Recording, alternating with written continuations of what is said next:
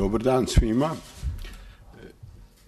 Ovo je konferencija o službama bezbednosti u Makedoniji, Crnoj Gori i Srbiji, o iskustvima, o dometima reformi, razmenit će iskustva istraživači koji su se bavili ovim temama, pa možemo da počnemo ako nemate ništa protiv. Magdalena, vi ste bili u radnoj grupi, radili ste i pratili ste ovu veliku aferu prisluškivanje koja je bila u Makedoniji. Šta je bilo obećano da će se desiti posle toga i šta se desilo? Kakvi su dometi reformi i službi? Hvala. Good morning, everyone. It's a great pleasure to be here again and talk about what has been going on with the intelligence reform in Macedonia. I wouldn't go that much into detail about what happened in the past. We had this huge wiretapping scandal in 2015 that enabled for massive abuse of the system for interception of communication, and we've learned about this when the leader of the opposition at that time and now Prime Minister was revealing at press conferences illegally wiretap conversations between senior political figures, including ministers in the government at that time, oppositional MPs, but also members of the parliament from any political party and prominent members of the society, including activists and media. So then also from the content of the conversations, we had indications about how the individuals in power at that time had the opportunity to misuse not only the security services but also the whole public system into their own benefit. First, initially political benefit, but then also this can go in many other directions. Afterwards, we had a few years, actually, for almost 5 years now, in a process of trying to reform to address these systemic differences, because this was not only isolated case of misusing an equipment or breaking the law in several instances, but it was how this whole system was designed in order to misuse it for private gain. So the reasons behind this, because if I'm trying to assess whether the reform has been successful or not, it is really important to see what were the reasons behind this, which were the reasons that enabled these systemic deficiencies. So I would say that at that time we had few individuals in power, so we had really concentration of power between very few individuals that were closely related, and this includes not only from the same political party but also very close family relations. Then also those individuals were willing to misuse the system because state capture, it's not only high-level corruption, it's designing the system, including influencing or capturing the public administration, the judiciary, independent bodies, and the media, which are very important, and how all of this, it's a complex system that works only for one center of power. Then they also had the technical capabilities in order to use this system. This was, for example, by very vague legislation, especially the Counterintelligence Service, UBK, at that time, was integral part of the Ministry of Interior, which meant that there were only few provisions regulating their work, but all of the other provisions were by secondary legislation that was classified, so it wasn't possible to assess whether it complied with the Constitution and with the democratic standards or not.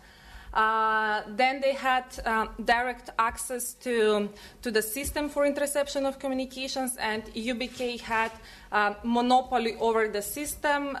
They had the technical possibility to access any conversations in real time, because the switches regulating enabling wiretapping, for example, were placed within their premises. And they were doing this also on behalf of the police, on behalf of the financial police, the customs administration, or all the bodies that are authorized to implement interception of communications as special investigative measures. They also had police powers, so they could very easily interfere in the criminal investigations.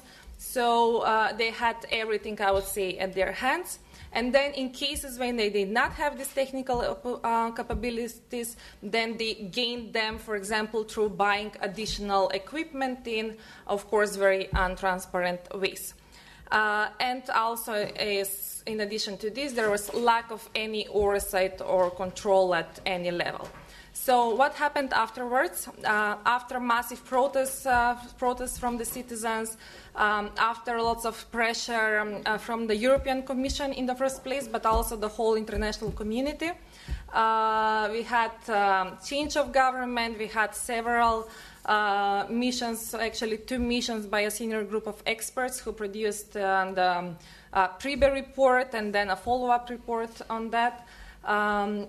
Initially, there was a reform of the system for interception of communications, and then also establishing a new agency for national security, as it was obvious that having one service within the ministry was never a good solution. So in regards to the system for interception of communications, I think that we have a good solution, because now we've established an independent agency, which is like operational technical agency that is placed between the operators and then the authorized bodies who can implement these measures. This means that no one that has the authorization to implement these measures for interception of communications can do this directly. They need to go through this independent center, who on the other side cannot do this on their own. So they are basically, the switches for enabling these measures are placed there, but they do not have really access to the content of these materials. So there is a good balance and division of powers, I would say. And then also now we have a division of interception of communications for the purpose of the criminal investigation and for the purpose of the national security and defense. So these are 2 separate functions now. What is also important, and what we learned by this scandal, was that our services were also had also introduced mobile equipment for interception of communications. And I think this is very important, because still also when we are talking about interception of communications, and also in the minds of citizens or even, professionals, the first thing that comes to our mind is telephone communications. But this is no longer the case, as people are more and more using different type of mobile applications and other means of communication. So it is very important not only for the services to keep in track with, of course, they need these powers in order for the purposes of the security, but then also it is very important to regulate the usage of these other means of intercepting this kind of communications, and also to put them under oversight and control, I would say. Yeah. Sorry, can I ask a question, please? I'm from Romanian Embassy. You said about this interception of communications that are made by this agency, which is between the operators and the beneficiaries. Who gives the approval for the communications? For example, if it's the police or is the intelligence service would like to implement such measures, they would need request from the public prosecutor. And then the public prosecutor asks the court. So it has to be a judicial order for implementation of these measures. And for the purposes of the national security and defense, then it's only the Supreme Court that can give such order. So it goes through the public prosecutor, but there has to be a court order. And for criminal investigations, that's the court that it's. If it's for criminals, it's the criminal court. Yeah. Jer ima još neko pitanje ili mislili smo možda posle prvog kruga da svako nešto kaže pa onda pitanja, ako sad neko ima. Predraže, kako je kod nas? Mi smo imali, kakva je razlika između vladajuće stranke i službi bezbednosti? Mi smo imali neka iskustva, imali smo kolegu mog iz Krika, imali smo objavljivanje u režimskim tabloidima, pa kada ih je tužio, oni su rekli da su podatke dobili iz BIA. Imali smo izjavu nedavno načelnika analitike koji je ukazao da ti podaci, da je vrh piramide službi bezbednosti predsjednik države. Imali smo pre toga izjavu sadašnjeg načelnika bezbednosti koji je govorio o unutrašnjim neprijateljima i to je zvučalo kao na 4.6. To su zapravo iz njegovog opisa partijski neprijatelji. Pa kakva je ta granica?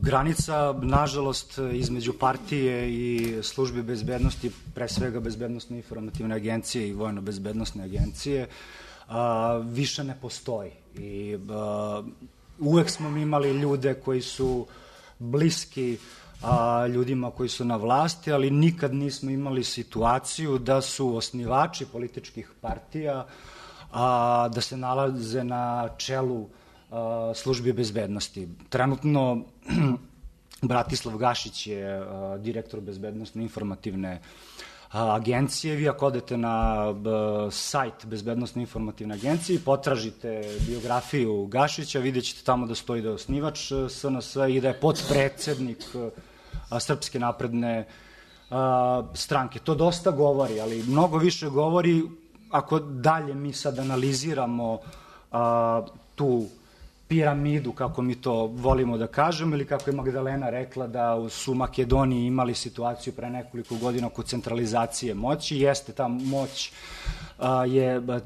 se nalazi u jednom centru, to je trenutno predsednik Srbije, ranije je imao različite institucionalne funkcije, ali to nije bitno. Bitno je koliko političar u Srbiji ima realne političke moći. Ta se onda dalje moć iz tog centra spušta naniže.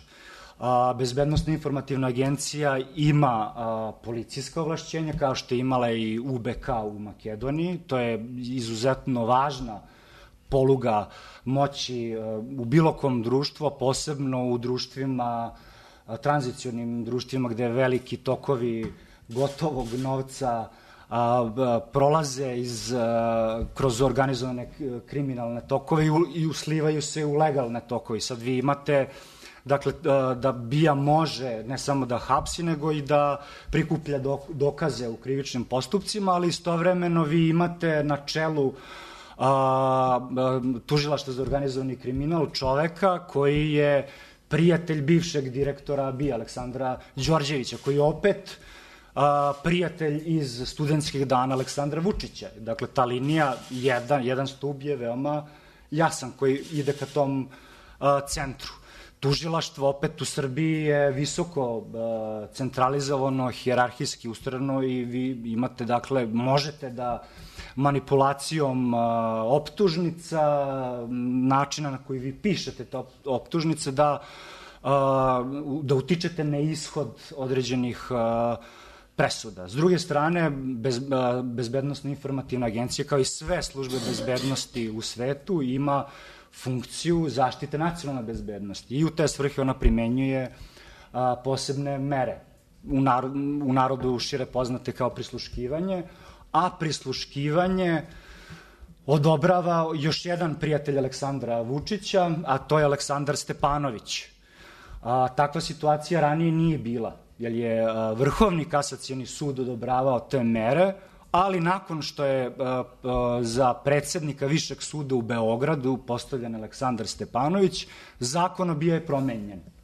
Tako da sad imamo po obe glavne delatnosti funkcije Bezbednosne informativne agencije tu kontrolu koja ide iz jednog centra i koja funkcioniše po prijateljskoj i partijskim osnovama. Dakle, kao što je u Makedoniji situacija bila. I BIA takođe ima monopol nad presretanjem komunikacija, takozvani monitoring centar nalazi se tamo i BIA ima uvid u sve kriminalističke istrage. Dakle, to su jedne značajne poluge moći koje se nalaze ne samo u agenciji, ne radi se samo o tome da jedna institucija ima kontrolu nad tim funkcijama, nego se radi o tome da zapravo konkretni ljudi imaju tu kontrolu i to je posebno izraženo u poslednjih nekoliko godina jer mi više ne postoji nikakva vrsta kontrole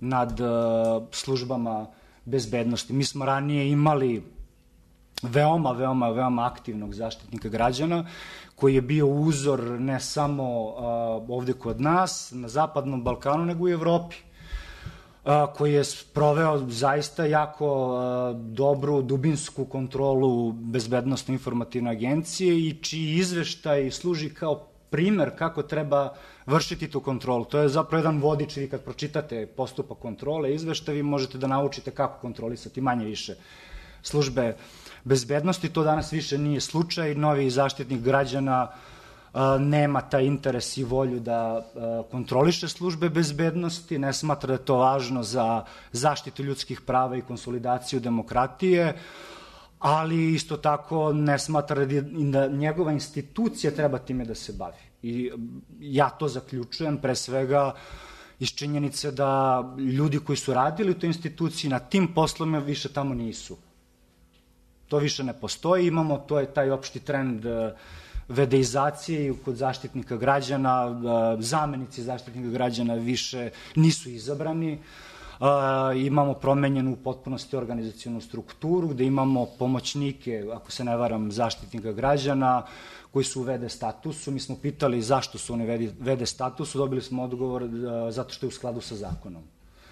I to je to pozivanje na neke opšte apstraktne norme bez ulaženja u suštinu. Odbor za kontrolu službi bezbednosti koji je poučen iskustvom zaštitnika građana nešto učinio u praksi u kontroli službi bezbednosti, to je u potpunosti prekinuto nakon 2014-15. kad je SNS u potpunosti uspostavio kontrolu i dobio većinu nakon onih vanrednih parlamentarnih izbora, kad je Aleksandar Vučić odlučio da konsoliduje vlast ne samo u društvu, nego u okviru partije. Pa mu je onda zasmetao i Momir Stojanović, koji je bio član njegove i predsednik Odbora za kontrolu službi bezbednosti. Sad imamo jednu zaista zanimljivu situaciju da Odbor za kontrolu službi bezbednosti dodeljuje plakete Dijani Hrkalović, Rebiću i Stefanoviću, a odbor nije nadležan da nadzire i kontroliše javnu bezbednost, nego nacionalnu bezbednost, niti se ikad bavio time. Tako da, odbor služi za izjavljivanje podrški partijskim funkcionerima. Tako da, situacija je, nažalost, veoma podsjeća na ono što smo imali u Makedoniji pre 4-5 godina. Dina, vi imate iskustva u Crnoj Gori sa približavanjem NATO integracijama. Međutim, često su pritužbe kao ovde u Srbiji da su službe postale zatvorene. Pa koliko je iskorišćeno to pristup NATO i približavanju da se službe reformišu i da se otvore i šta se tu u stvari dešavalo? Evo ga, hvala. Dobar dan svima. Krenula bih jedan korak nazad. Ova aktivnost se organizuje u okviru projekta koji je podržao Evropski fond za Balkan i ona je za nas jako važna. Baš zato što od kako smo postali punopravna članica NATO, u Crnoj Gori se proces reforme obaveštajnog sektora smatra završenim. I sada mi iz civilnog društva uložimo jako puno napora da opet otvorimo te teme i smatramo da je to naše iskustvo relevantno za naše komšije. Kao što znate, u Makedoniji samo što nisu postali član, međutim, tamo je interesantna stvar da je reforma obaveštajnog sektora bila dio evropske integracije putem pribe izveštaja koji je dao veoma detaljne i konkretne smjernice u kom pravcu treba da se reformišu službe, što u Crnoj Gori nije slučaj.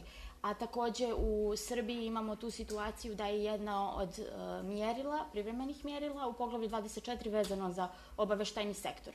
Dok eto kod nas je ta priča potpuno van pažnje javnosti. Veoma je teško baviti se ovom temom kada većina javnosti prihvata zdravo za gotovo da je normalno da obaveštajni sektor bude apsolutno netransparentan i da je normalno da obaveštajni sektor radi samo za vlast. Tako da ovaj projekat nam je dao priliku da aktualizujemo ta pitanja i da ukažemo na dobre prakse iz drugih zemalja koje nisu zastupljene u našim zemljama. Proces priključenja NATO unapređuje stanje u obaveštajnom sektoru, međutim na nekim drugim planovima, ne na onim planovima koji su od prioritetnog interesa nas kao građana. Naša Agencija za nacionalnu bezbjednost se tokom tog perioda jeste modernizovala. Tokom tog perioda uspostavljena je nova organizacija i sistematizacija koja je mnogo sličnija obaveštajnim agencijama Zapadne Evrope. Tokom tog perioda smo po prvi put uspostavili malo odjeljenje vojne obaveštajne službe. Tokom tog perioda je došlo do revizije internih bezbjednostnih politika i kultura, do usaglašavanja zakona o tajnosti podataka sa NATO preporukama. Jednom riječi, došlo je do uspostavljanja sistema koji omogućava bezbjedniju komunikaciju između naše agencije i obaveštajnih agencija Zapadne Evrope. Međutim, to u suštini znači da je došlo do jačanja jedne institucije koja je veoma moćan instrument. Nema dileme da taj instrument u saradnji sa obaveštajnom zajednicom drugih zemalja radi neke dobre i važne stvari. Međutim, postoje i dalje sumnje da takav instrument se koristi u političke svrhe i za nadležnost koja prevazilazi ono što je zakon dozvolio. Mi imamo atmosferu da je Agencija za nacionalnu bezbjednost i dan danas u 2019. godini u crnogorskom društvu tabu tema, da ne samo političari, već i mnogi građani smatraju da su pod kontinuiranim nadzorom i takva situacija dovodi do autocenzure, do smanjivanja političkih prava. Jer imate građane koji se plaše da kritikuju vlasti jer smatraju da ih neprestano neko sluša i prati, koji se plaše da idu na proteste jer smatraju da ih neko gleda i tako dalje i tako dalje. Tako da je važno da civilno društvo nastavi da ukazuje na ove stvari i da na neki način zastrašuje građane. Jer iako ove institucije rade u tajnosti, što je u redu, ove institucije u demokratskom društvu ne treba da izazivaju strah od građana, a sa druge strane treba da budu pod demokratskom i civilnom kontrolom institucija države. U Crnoj Gori veliki je broj zapravo institucija koje imaju zakonska ovlašćenja da kontrolišu obaveštajni sektor i sad da kažem nešto što ja mislim da se podrazumijeva, ali na skupovima izgleda da postoji potreba da to stalno ponavljamo. Nismo mi ti koji traže da imaju direktan i potpuni uvid u rad obaveštajne zajednice, potpuno je jasno da to tako ne treba da bude, ali postoje institucije koje smo ozakonili da to rade. Primjer radi Zaštitnik građana u Crnoj Gori, ombudsman, Agencija za zaštitu ličnih podataka, skupštinski odbori u Crnoj Gori za bezbjednost i odbranu i tako dalje i tako dalje. Međutim, iako je u Crnoj Gori obaveštajna zajednica prošla taj proces transformacije i reformi, do dan danas ombudsman nije ušao u Agenciju za nacionalnu bezbjednost da iskontroliše način na koji ona radi. Do dan danas Agencija za zaštitu ličnih podataka nije se bavila detaljnije i podrobnije radom Agencije za nacionalnu bezbjednost. Taj rad je trebao da bude temelj za dalje unapređenje njenog zakonskog okvira. Dakle, na osnovu analize njene prakse ukazati na ta prazna polja koja mi kao društvo ne vidimo. Osim toga, Odbor za bezbjednost i odbranu, mi u Crnoj Gori imamo poseban zakon o parlamentarnom nadzoru sektora bezbjednosti i odbrane, po tome smo drugačiji od regiona.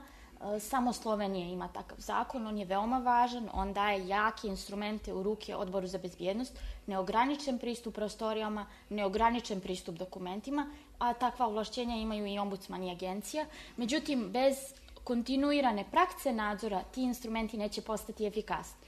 I mi razumijemo da neki od ovih aktera nemaju samopouzdanje da ako bi jednom ušli tamo bi mogli da izvrše nadzor i da kvalitativno odgovore kakvo je stanje stvari, ali dok se ne počne, instrumenti, mehanizmi nadzora neće postati efikasni. Međutim, kao što sam rekla, u Crnoj Gori je zavladala malodušnost i ukupno društvo ne vjeruje da je išta na tom polju moguće. Osim toga, veoma je važno da se kaže da bez kontinuiranog podsjećanja na dobre prakse u obaveštajnom sektoru, sve i da se desi reforma, ona ne bi trajala. U Crnoj Gori nemamo iskustvo smenjivosti vlasti. To u praksi znači da, budući da je ista politička partija na vlasti 30 godina, a i da su ista lica iz te partije na vrhu vlasti, da rezultati rada obaveštajnog sektora su nešto što na dnevnoj osnovi, o čemu se na dnevnoj osnovi informišu 3 predsjednika, predsjednik Skupštine, predsjednik vlade i predsjednik države, što su najčešće ista ili slična lica.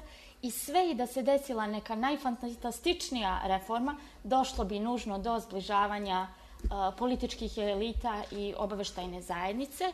I zbog toga mi kao društvo insistiramo da obaveštajna zajednica počne više da se obraća javnosti. To u Crnoj Gori nije slučaj. Nedavno je u Srbiji bila afera sa potencijalnim potkupljivanjem službenika BIA od strane, kako se navodi, ruskog obaveštajca, nakon čega je zaposleni u BIA dao javnu izjavu. U Crnoj Gori je to nezamislivo. Crnogorska agencija za nacionalnu bezbjednost je najkonzervativnija obaveštajna služba u regionu. Ona nikada ne reaguje ni na bilo kakve kritike ili prozivke ili potencijalnu umešanost u afere, bilo da ih potvrdi ili da ih demantuje. Tako da broj informacija koje su dostupne javnosti od agencije od kako smo ušli u NATO se drastično smanjio. Dakle, mi smo do 2011. godine imali pristup dijelovima izveštaja o radu Agencije za nacionalnu bezbjednost, više nemamo. Imali smo pristup statistikama o broju primijenjenih mjera tajnog nadzora, više nemamo. I zapravo je veoma zabrinjavajuće da naša agencija tvrdi da brojke ugrožavaju nacionalnu bezbjednost. Također, sama situacija u vezi sa deklasifikacijom podataka je zabrinjavajuća. Dakle, prošli smo proces NATO reformi, a da se nismo ugledali na najbolje prakse kada je u pitanju deklasifikacija. Jer dok se u Crnoj Gori ništa ne deklasifikuje i dok je zakonski rok za dostavljanje arhiva Agencije za nacionalnu bezbjednost državnom arhivu 70 godina i 20 godina od smrti lica koja se pominju, u NATO članicama to je 30 godina, pa je tako NATO deklasifikovao 350.000 dokumenata koji se odnose na period od 1949. do 1984. i objavio ih, dok je CIA samo u februaru 2019. deklasifikovala oko 13 miliona stranica koje je objavila online, koje se odnose na period 1940. do 1990. Dakle, dok smo negdje tu unutrašnju organizaciju prilagodili NATO standardima, ova pitanja javnosti koja se tiču transparentnosti i odgovornosti su na veoma, veoma lošem nivou. Hvala, Dina. Da sad... Možda samo jedna mala, kratka intervencija. Za ovo obraćanje javnosti. Obraćanje javnosti, jeste, da. I jeste Dina lepo rekla da je to obraćanje javnosti, da to nije komunikacija sa medijima i sa javnošću, kao što smo imali pokušaj BIA u prethodnom periodu da se otvori, kad je i šef kabineta direktora BIA bio zadužen za komuniciranje sa javnošću. Ovo sad što mi imamo je više plasiranje informacija, slanje poruka u javnosti ka medijima. Tu pre svega mislim na čuveno izlaganje Marka Parezanovića, gde je on ukazao da najveća bezbednosna pretnja za Srbiju predstavlja delovanje civilnog sektora. Tu u nekom smislu jeste transparentnost, što smo konačno saznali šta su prioriteti rada agencije, ali nije u onom smislu da mi imamo sad komunikaciju neku. I poslednje ovo obraćanje Relje Zeljskog, načelnika analitike BIA, gde smo mi saznali da zaista jeste ono što smo mi u našem istraživanju tvrdili, jeste tačno. Da jeste ceo sistem centralizovan, jer on je, gostujući na TV Prva, rekao da koordinacija između službi bezbednosti, ali i drugih državnih organa, policije, je odlična i da je hijerarhijski to sve ustoreno, da se sve informacije idu gore ka vrhu, odnosno ka predsedniku. To nije u skladu sa Ustavom. Vlada Srbije određuje bezbednosno obaveštenu politiku. Ali jeste korisno, pretpostavljam da su to nenameravane posledice obraćanja radnika BIA. I još jedno zanimljivo, da, bilo obraćanje, odnosno iskaz Zeljskog, kad je rekao da pojedini građani Srbije misle da rade u interesu Srbije kada sarađuju i misle da je dobro da se Srbija zbliži sa Rusijom, pa onda sarađuju sa ruskim službama, a oni greše, ali isto tako greše i građani Srbije koji misle da je strateški prioritet Srbije ulazak u EU. Tu ću da stanem. Neobične poruke. I neke smo imali konferencije na kojima su čak i odgovarali, doduše veoma retko, i direktori bezbednostne službe. Sada je to ukinuto poslednjih godina. Jer ima ovde nekih pitanja sada za ovaj prvi krug? Jer ima neko pitanje? Ako mogu ja jednu rečenicu dok smišljaju pitanje. Potpuno sam saglasna, ja nisam ulazila kvalitativno u sadržaj obraćanja i da zapravo to nije komunikacija, sa čim sam potpuno saglasna, nego se samo radi o tome da u Crnoj Gori na simboličkom nivou mi imamo apsolutno zatvaranje. Mi nismo od novog direktora agencije koji je na toj funkciji već, mislim, 3 ili 4 godine imali nikad ni jednu riječ o bilo čemu, na bilo koju temu. Niti, recimo, predstavljanja nekih važnih strateških dokumenta kao strategija nacionalne bezbjednosti ili bilo koji vid obraćanja koji bi pokazao da agencija ima svijest o tome da ona služi građanima. Tako da to su razlozi zbog kojih mi tražimo da se te stvari mijenjaju, jer ukoliko se društvo ne bude bavilo tim šta su rizici po njenu nacionalnu bezbjednost i šta su njeni strateški prioriteti, nužno će doći do preklapanja između interesa političkih elita i obaveštajne zajednice. Tako da hoćemo negdje da napravimo te kanale komunikacije ako smo svesni da će oni u početku biti vrlo površni i da će biti na neki način više PR agencija nego suštinska komunikacija, ali od nečeg mora da se počne. To iskustvo Crne Gore praktično pokazuje da je forma dostignuta u zakonima, ali da suština nije i da nije preovladalo, da mora da postoji kao u razvijenim zemljama stalna i permanentna kontrola službi. Jer ima nekih pitanja. Izvolite.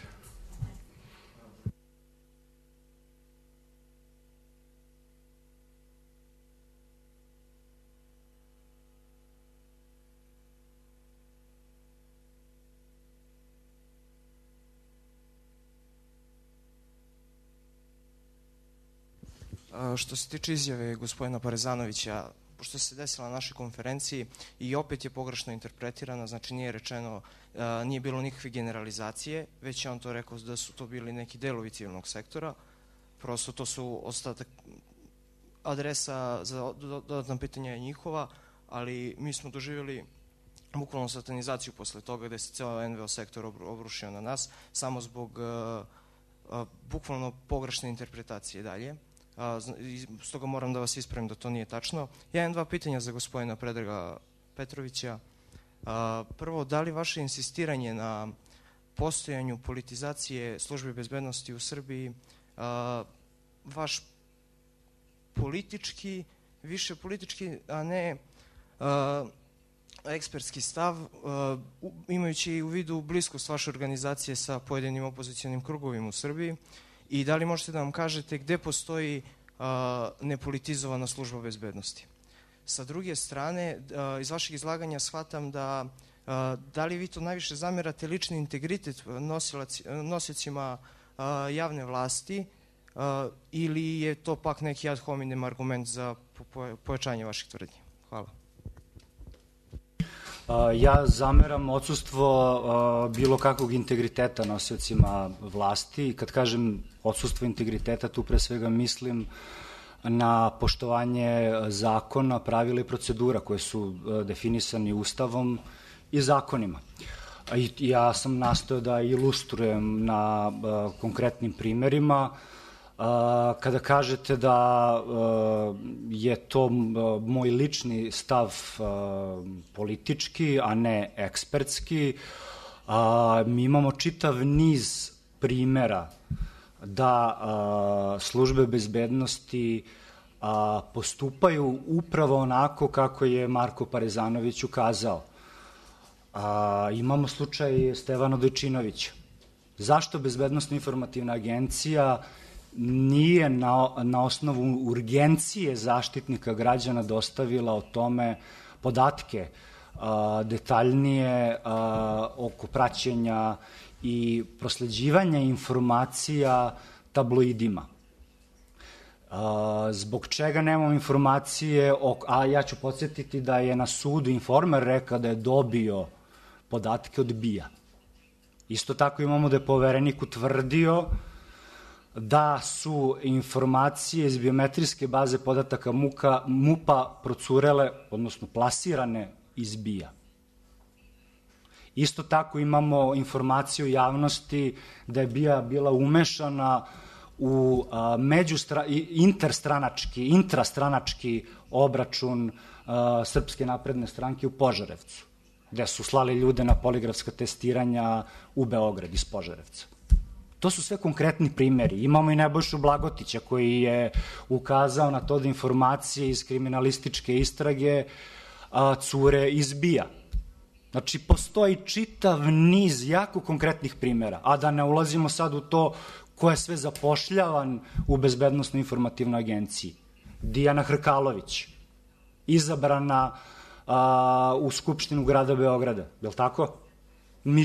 Mićo Rogović, bio poslanik Srpske napredne stranke u nacionalnom parlamentu, Narodnoj skupštini.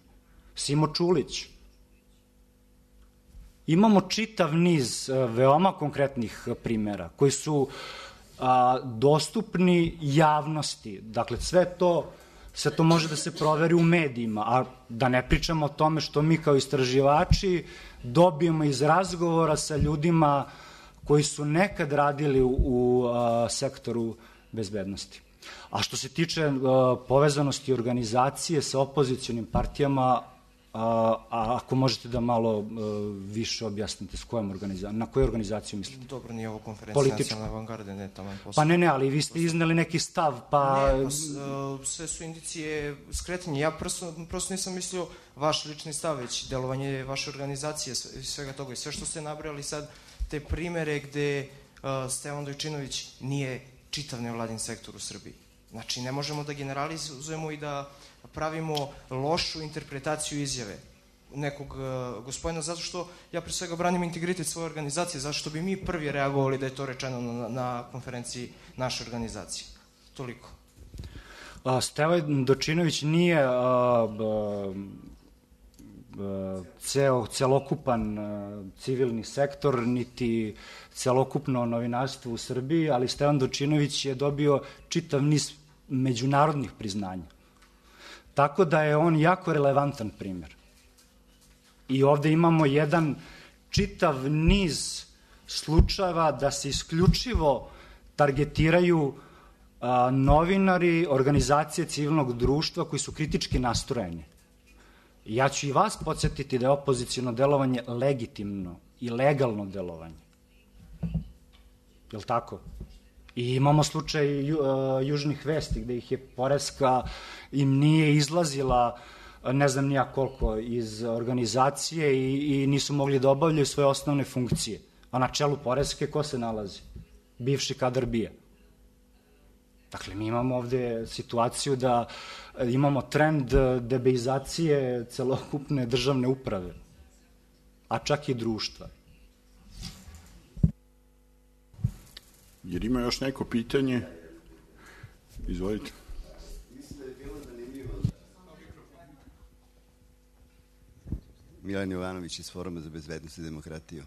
Mislim da bi bilo zanimljivo za nas ovde da nam kažete, vi iz Crne Gore, da li ima nekih efekata. Nisam ništa čuo o vašem izlaganju o zahtevu koji je imao NATO prema Crnoj Gori prilikom učlanjivanja, prijema Crne Gore u NATO za takozvanu, pojednostaviću, derusifikaciju bezbednostnih službi u Crnoj Gori. Mislim da bi možda mogli nešto da nam kažete o tom iskustvu. Izgleda da i posle toga ima jedan deo primedbi koji je ostao, jel? Ali mislim, s obzirom na naše iskustvo odavde, ta derusifikacija je nešto što je, čini mi se, vrlo zanimljivo. Hvala vam na pitanju. Planirali smo danas da govorimo i o tome. Dakle, Crna Gora je bila u reformi, evroatlantskoj reformi negdje do 2015. godine. Te 2015. je bio očekivan poziv i zbog raznih geostrateških pitanja odložen je na još godinu dana, 2016. kada su samo za nas specijalno uvedeni takozvani intenzivirani razgovori sa NATO. Tokom tog perioda je došlo do ispostavljanja ovog vrlo eksplicitnog zahtjeva za uklanjanjem nekih 60-ak kadrova iz službe. Mi nemamo sve informacije o tome kako je sve to funkcionisalo, ali negdje je razumijevanje javnosti bilo da je spisak došao od NATO. Ovo napominjem iz razloga što je u Makedoniji bila situacija da sama služba radi bezbjednosnu provjeru svojih službenika i zaključuje koji kadrovi treba da odu, a koji da ostanu, dok u Crnoj Gori to bilo obrnuto. Bio je zahtjev jasan, znalo je o kojim se licima radi. Za jedan broj kadrova se tvrdilo da imaju previše jake veze sa ruskim obaveštajnim sektorom, dok je drugi broj kadrova imao druge smetnje po bezbjednost komunikacije između NATO obaveštajnih službi Crne Gore. Dakle, ovo se sve završilo prilično efikasno. Ukoliko je i bilo nekog unutrašnjeg otpora, to se javno nije vidjelo i izmjenom zakona omogućeno je prijevremeno penzionisanje za ove službenike uz posebne otpremnine. Međutim, ono što se desilo kasnije je da je jedan broj tih službenika počeo da radi u drugim dijelovima sektora bezbjednosti, a naročito u policiji i naročito kadrovi koji su u javnosti poznati kao kontroverzni. Za sve te kadrove se sumnjalo da imaju veoma bliske odnose sa vlašću, na osnovu čega se može i zaključiti da je vlast bez obzira na to bila odlučna da se taj proces članstva u NATO okonča bez obzira na tako eksplicitan i neuobičajen zahtjev. Tako da neki od tih kadrova danas su u upravi policije. Drugi efekti svega toga nisu poznati. Naša obaveštajna služba i javni podatak je da je ona prilično mala. Javni podatak je da ona ima svega oko 300 službenika, ne brojeći saradnike. Tako da u međuvremenu je došlo do podmlađivanja kadra, međutim sumnje u politizaciju i dalje opstaju. A naše institucije nisu uradile ništa, bilo da nas uvjere da je sve to neosnovano ili da porade na takvim sumnjama. Rekli ste da ste iz Odbora za bezbjednost i odbranu, je li tako? Ne, ja sam iz Foruma za bezbjednost i demokratiju. Oprostite. Hvala. To je inače bilo pitanje planirano za drugi krug. Ne, sve u redu. Jer ima još neko pitanje, možemo da nastavimo iz ovog prvog dela.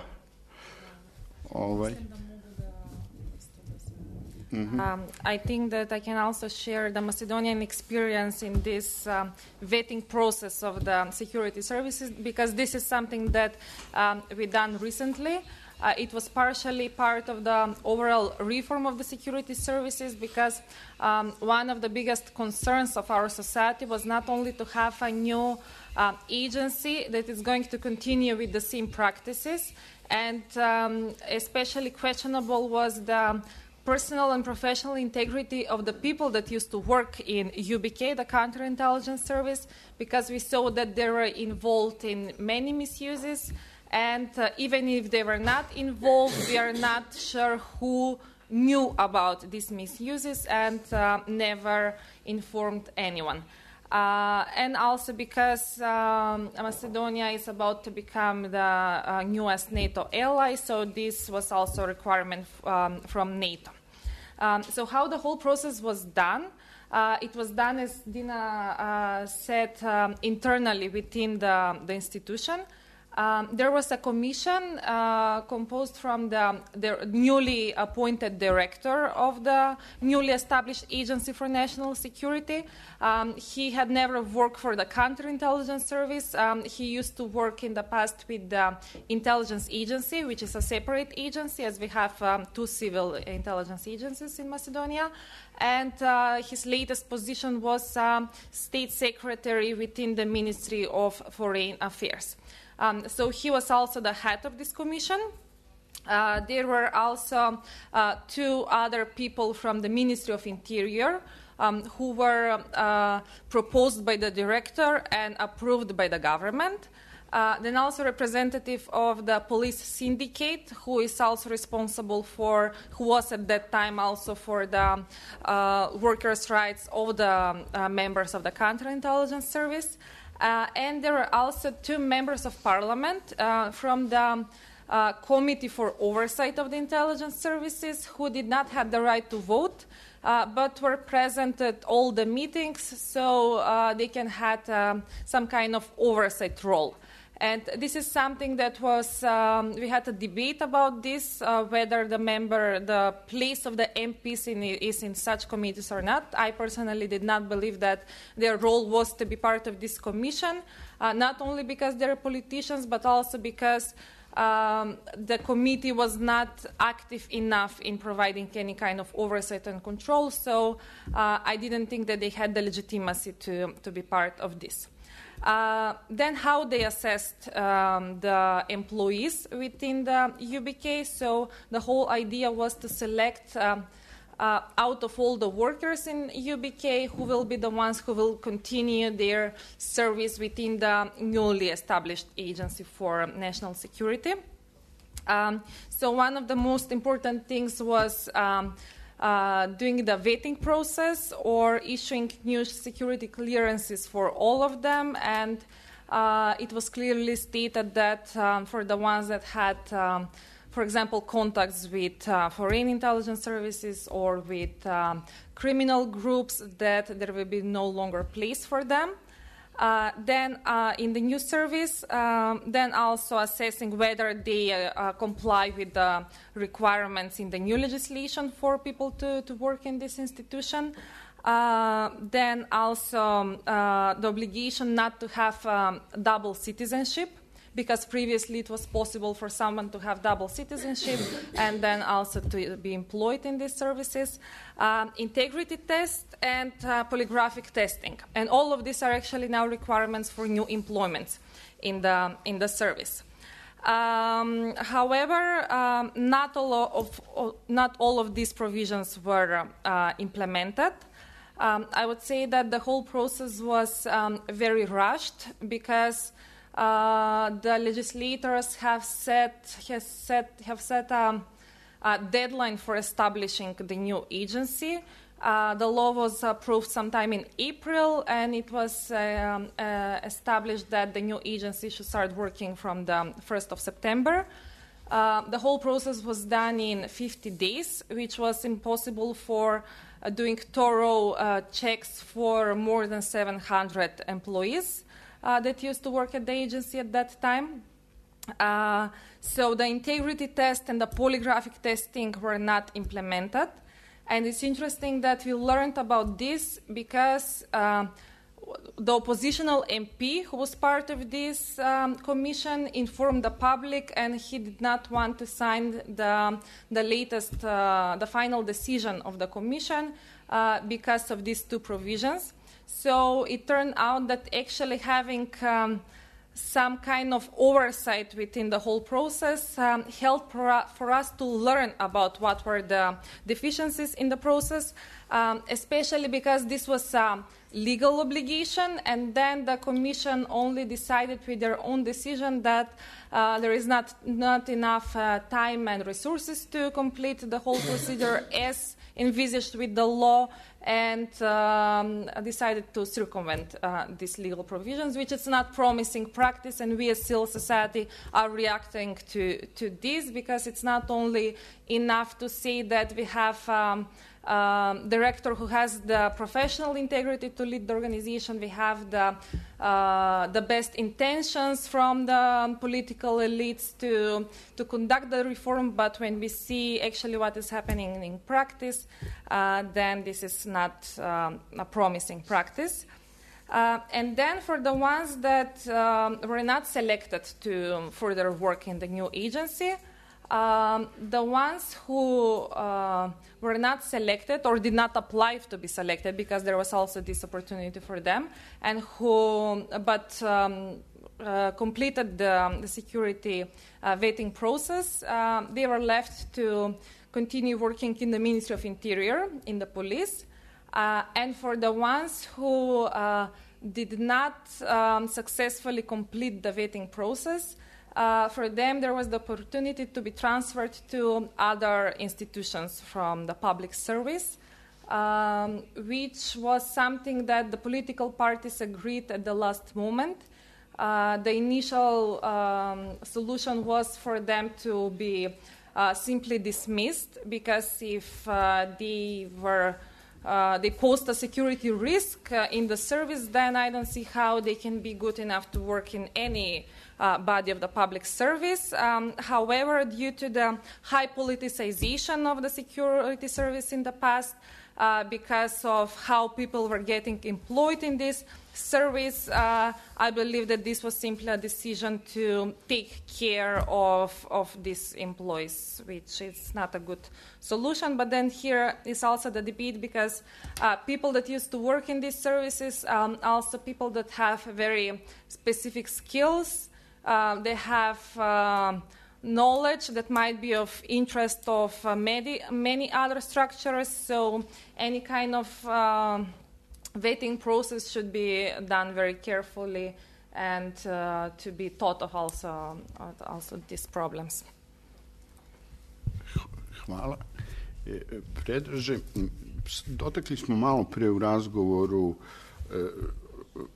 vi ste pričali i o nekim situacijama gde služba izlazi i očitim situacijama iz svojih nadležnosti, ali imamo i ono u prošlosti što se dešavalo u Srbiji, politička ubistva iza kojih stoji služba, to je utvrđeno i pravosnažnim presudama. Međutim, jedini od osuđenih je Radomir Marković, koji je bio načelnik službe, a zapravo nije ni došao iz službe, on je došao iz redovne policije. Pored njega samo Milorad Bracanović, koji je bio jedan od, čak je bio u jedno vreme i kadrovik kada je državna bezbednost prerasla u BIA.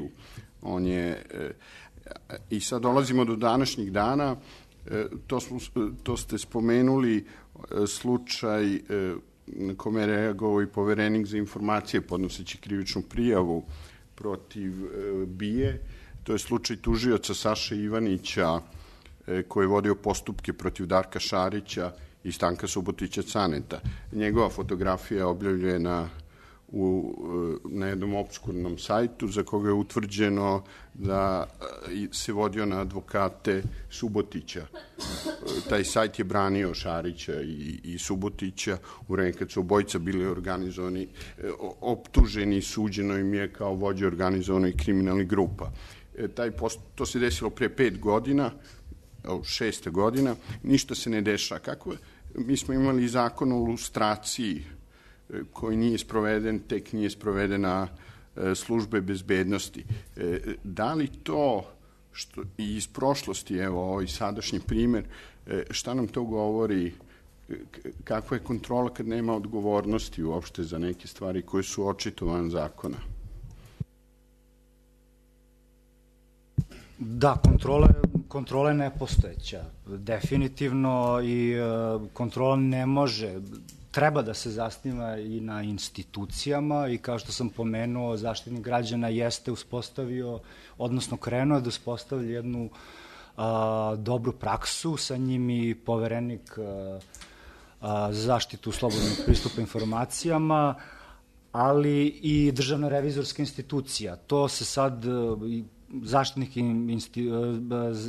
Zaštitnik građana više nema te kapacitete i više nema ni ambiciju, kao što sam rekao, to da radi. Državna revizorska institucija je u sličnoj situaciji.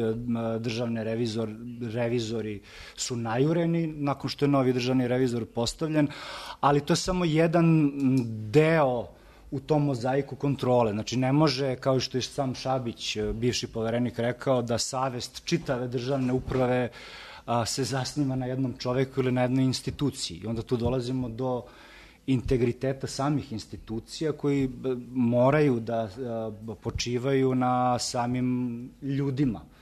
E sad, ukoliko vi nemate jednu čistu situaciju nakon promena, da ste odradili lustraciju, da znate da su ljudi koji su učestvovali u kršenjima ljudskih prava su sklonjeni iz te institucije zato što su takvu praksu imali, onda imate situaciju danas da se opet vraćamo na ono staro i da je sasvim normalno i da je deo čak zanata da služba bezbednosti služi ne politici. Sasvim je legitimno da službe bezbednosti budu u funkciji politike, jer politiku naravno vodi vlada i institucije države, ali da budu u funkciji političara. To je jako velika razlika. I da onda, kad su u funkciji političara, i to je politizacija zapravo službi bezbednosti, onda se dešavaju različite zloupotrebe. Ali i samo ustrojstvo onda u tim službama je takvo da ne omogućava da se utvrdi ta odgovornost. I upravo taj slučaj sa Sašom Ivanićem, došlo se do saznanja da je izbije pristupljeno biometrijskoj bazi MUP-a, ali nisu mogli onda da utvrde individualnu odgovornost, jer je nekoliko pripadnika agencije koristilo tu pristupnu karticu. To sve ukazuje zapravo da kontrola i nadzor je mnogo složeniji nego što mi možemo da pretpostavljamo i što često mislimo da je nadzor treba da se zasniva isključivo na jednu ili na dve institucije. Dakle, ljudi u svakom slučaju su ključ. Čak i u ovim spoljnim institucijama Zaštitnik građana je imao lično interesovanje, smatrao je da je jako važno da se kontrolišu službe bezbednosti zbog kvaliteta demokratije, isto i poverenik. Isto i neki ljudi koji su radili odboru, odnosno bili na čelu odbora za kontrolu službi bezbednosti, kad ne postoji to interesovanje, shvatanje da je važno da vi postupate u skladu sa zakonima i normama, onda imate ovakvu situaciju. Još jedno dodatno pitanje pre nego što vama dam reč. Imam nekoliko primjera, naveli ste ih ljudi koji su zaposleni iz politike, ali imamo i vraćanje nekih kadrova iz 90-ih. Meni je prvi pao na pamet kadrova uslovno koji su opet oko službe, recimo Branko Crnik koji je bio mozak DB-a na kraju Miloševiće vladavine, koji je bio član glavnog odbora vladajuće stranke. Koliko je to sada ta relativizacija službe, šta je radila 90-ih, pa čak i vraćanje kadrova nekih opasno? Da, to jeste jako opasno, posebno što se to često dešava na neformalan način. I taj slučaj Branka Crnog, vi ste pomenuli da je Brade Marković odgovarao, sudski jeste, ali on je bio samo taj vrh i često nije bio zadužen za te operativne stvari. Obično su i zamenici direktora službe imali mnogo veće moć u toj strukturi, ali sad imamo na delu to vraćanje tih starih kadrova, ali opet na neke neformalne načine. Branko Crnik, koliko znam, je blizak, ima neku funkciju u SNS-u, a opet se povezuje sa službama bezbednosti i ta prevelika neformalnost je svojstvo zapravo tih savremenih nedemokratskih režima i u susednoj Mađarskoj Orbanov režim ima tu praksu da, na primer, angažuje i privatne obaveštene agencije u svrhe nadzora nad kritičarima vlasti, pokušaj njihove diskreditacije, ali i u Srbiji mi imamo takve slučajeve što sve, a nemamo opet nikakav ishod, što sve ukazuje da je to sve planski i da jednostavno to odgovara vlastima. Imamo one slučajeve i za nezakonito korišćenje policije.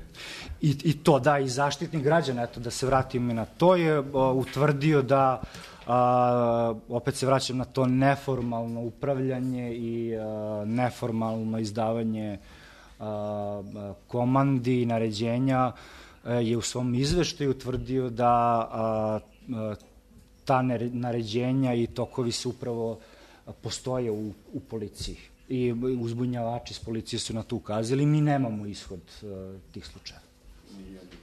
Da. Jer ima nekih pitanja, možda Dina, samo kako je podmlađena služba u Crnoj Gori, došla do velikih promena? Zapravo ja sad dok slušam vašu raspravu ponovo razmišljam, a nije mi prvi put, tako već godinama, koliko toga vi zapravo i znate. Zapravo kod nas nema nikakvih vijesti o postavljenjima unutar službe. Mi znamo samo ime direktora i ime generalne inspektorke. Jednostavno je postignuto, i to je veoma loše, da javnost prihvati da je to tako normalno. I jednostavno dubljih i daljih vijesti o svemu nemamo. Nema nikakve sumnje, imajući u vidu nesmjenjivost vlasti, da je obaveštajna agencija u potpunosti u skladu sa željama te vlasti. I to je ono sve što nas brine. I iako je do podmlađivanja došlo, ono samo po sebi ne znači nužno raskid sa nekim ranijim praksama. To je važno da se kaže. I ono što sam ranije rekla, potrebno je aktivno i kontinuirano praćenje od strane civilnog društva i medija i podsjećanje na to kako stvari treba da budu, jer sve više i više aktera zaboravlja da stvari ne moraju da bude ovakve. Primjera radi,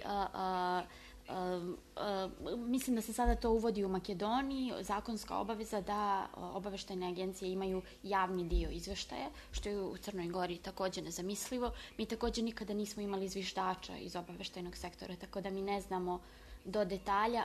Afere koje su nam poznate sad su već neke starije afere. Naša agencija, to je pozitivno, nema policijska ovlašćenja kao BIA, i to da obaveštajni sektor ima policijska ovlašćenja dovodi u rizik da dođe do fabrikovanja slučaja i podmetanja dokaza i ulaženja u taj tok pravosuđa, što je sporno.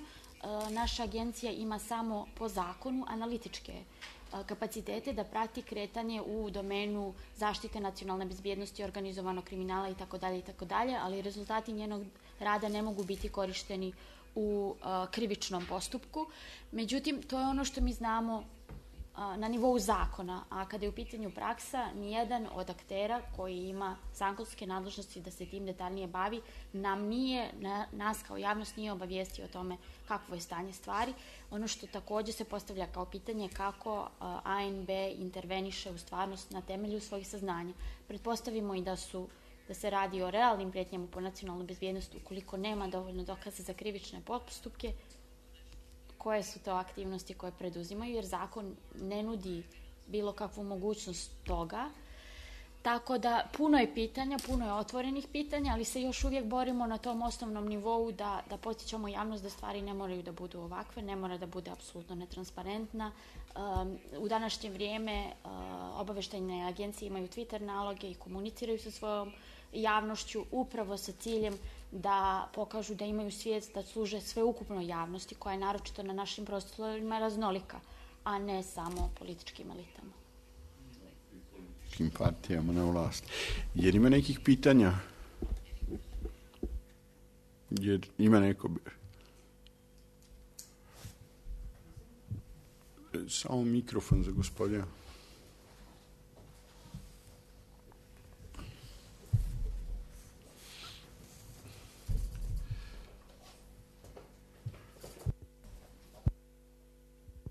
Dobar dan, poštovanje svima, ja sam Vladimir Savić, zamjenik predsjednika Pokreta za bezbednu Srbiju, pokreta bivših pripadnika vojske i policije koji su napustili službe bezbednosti baš iz ovog razloga o kojima navodite. Samo te nešto pitam vezano za podmlađivanje kadrova u Crnoj Gori i Makedoniji.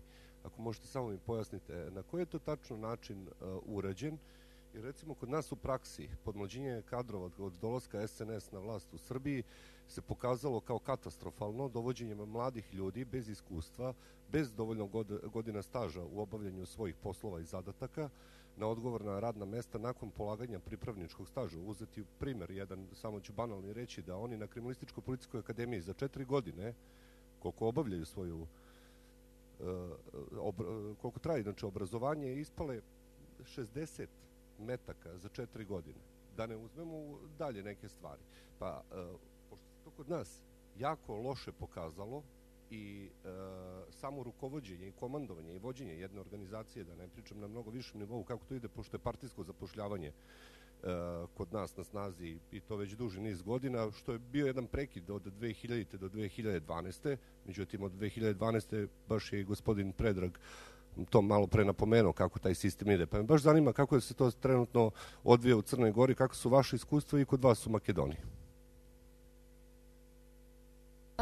Pa ovako, ja sam rekla da podmlađivanja jeste došlo, ali to ne znači nužno prekid sa ranijim praksama. Međutim, zaboravila sam da spomenem da sa druge strane aktuelni direktor agencije je neko ko je vraćen iz penzije da bude direktor agencije, što isto takođe nas navelo na zabrinjavajuća pitanja, je li moguće da u cijeloj agenciji nema kadra koji može da popuni tako odgovornu funkciju, već neko ko je ne iz ove prijevremene penzije u kontekstu priključenja NATO, nego iz standardne penzije, postavljena na mjesto direktora. I to nije jedina institucija u Crnoj Gori na koju je postavljen penzioner, što sve nas navodi na brigu oko kvaliteta kadrova u službi. Međutim, mi nemamo detalje o svemu tome. Mi pouzdano znamo da mi nemamo adekvatan obrazovni sistem za sektor bezbjednosti. Mi pouzdano znamo da u ostatku javne uprave imamo zapošljavanje i napredovanje zasnovano na političkim preferencama, a ne na kvalitetu rada. To, dakle, za ostatak uprave pouzdano znamo, ali budući da se u obaveštajnom sektoru zapošljava bez javnog oglašavanja, mi nemamo detalje o profilu tog kadra, o njihovim rezultatima rada, o tome da li se u taj kadar adekvatno ulaže. Znamo da su obuke intenzivirane od kada smo članovi NATO, jer se to radi u saradnji sa stranim službama, ali ništa više od toga. For the case of Macedonia, we don't have any data on the number of employments in the first place that happened in the previous years. One of the biggest problems is nepotism within the service, as there are whole families that are working there. And even when we were doing this vetting process, the commission that was conducting this process requested for an opinion from the Anti-Corruption Commission regarding employing people that have family ties. The response from the Commission was that having people from with family ties within the service is a conflict of interest or can be a potential for conflict of interest, and recommended that they do not employ people that have this kind of connections. And this was not respected by the Commission, and the solution that they found was that they will employ them within different departments, which it cannot be the solution. Now the process for this transfer of staff from UPK into the new agency just ended.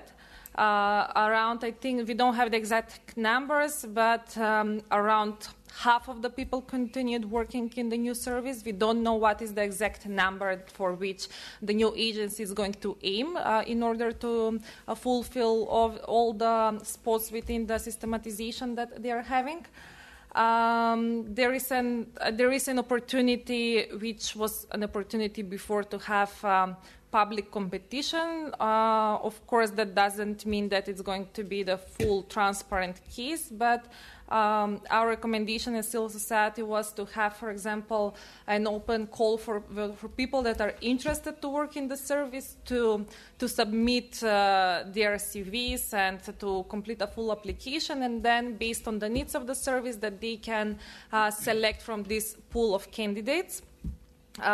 This has not been implemented so far.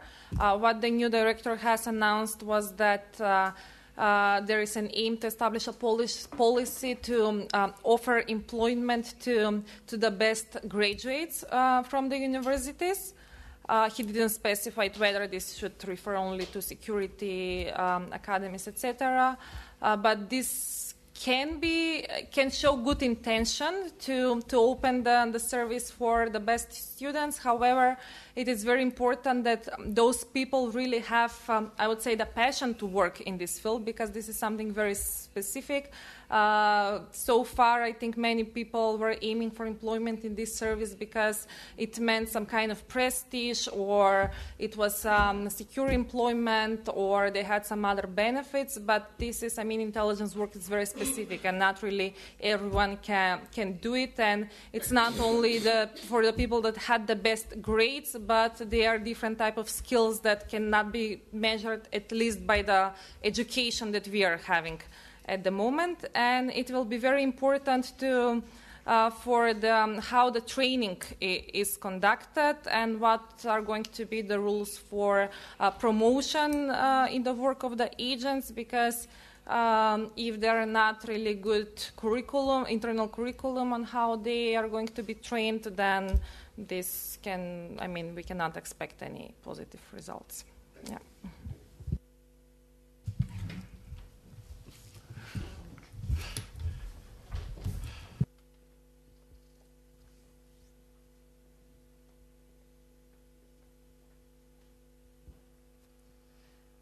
Dobar dan. Ja bih imala malo sad neobično, ako je gospodin voljan da odgovori, pitanje iz publike, da tako kažem, za publiku. Ako bi mogao samo, ako bi mogao samo gospodin iz Nacionalne avangarde da se predstavi, ja ću vam postaviti pitanje, pa ću vam poslati mikrofon ako želite da odgovorite. Radila sam prilog svojevremeno Nacionalnoj avangardi, međutim ostala sam uskraćena za odgovor ko je osnivač Nacionalne avangarde i da li je jedan od osnivača Nenad Uzelac. S obzirom da se ovde spominjala izjava gospodina Parezanovića iz BIA o tome da su pojedinci iz opozicije, medija i nevladinih organizacija najozbiljnija pretnja za bezbednost Srbije, potom je jedan deo opozicije govorio o tome da se, evo ja imam sada taj tekst ispred sebe,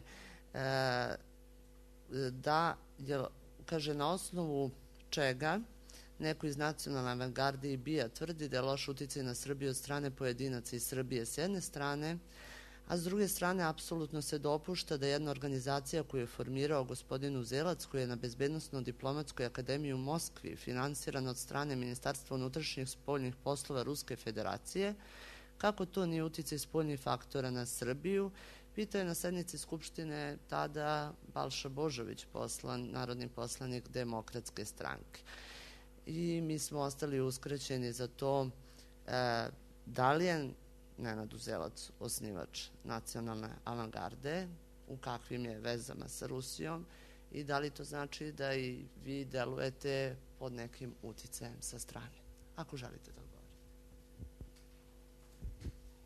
Ovo nije konferencija Nacionalne avangarde. Sva vaša pitanja možete postaviti sekretarijatet.nacionalnavangarda.rs. Odgovorit ćemo se zasigurno u najbržem mogućem roku. Hvala. Evo, ako mogu lično, ja ću pomoći da vam se odgovori na ovo pitanje prosto. Neki materijal, pošaljite vaše pitanje sad Ja ću se zalagati da vam to što pre dođe. Marko Mihajlović. Predstavio sam se malo pre. Koja je vaša funkcija u nacionalnoj gardi? Istraživač.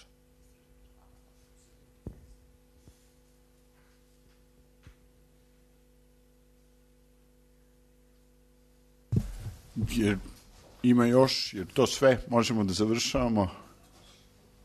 Hvala vam što ste prisustvovali. Hvala istraživačima. Prijatno svima.